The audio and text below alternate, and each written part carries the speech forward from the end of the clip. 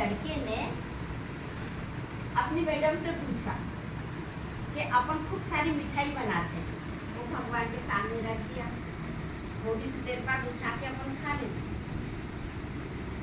तो उस मिठाई में इतना सा भी पीस कम नहीं हुआ, तो ये क्यों कहा कि हमने भगवान को चढ़ाया था, भगवान ने खाई, अब हम खा रहे हैं। तो क्या भगवान खाते हैं मिठाई?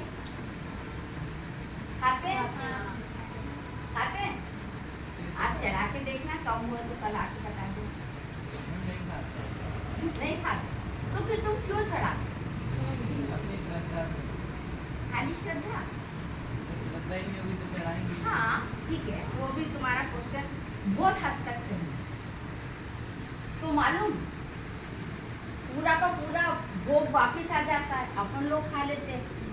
तो गुरुजी ने उसकी उस बात का कोई उत्तर नहीं। और जो सबको अपन कुछ याद करने के लिए देते ना कि बैठ के कविता की ये 4 लाइनें याद करो फिर बैठ के सुनो, बच्चे बैठे, उन लोगों ने याद कर लिया।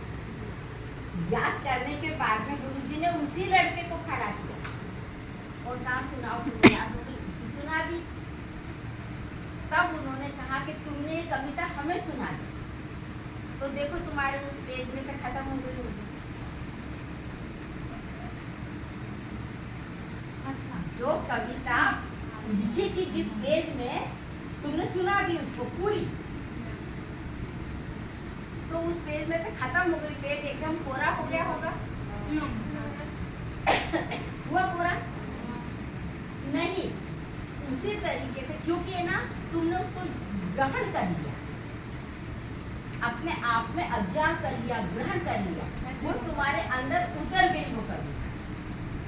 और तुम्हें सुना दी पर किताब में वहाँ की वहीं नहीं। उसी तरीके से थाली में जो तुमने प्रसाद रखा है, भगवान को जो प्रसाद बन गया, वो भगवान ने ग्रहण कर लिया।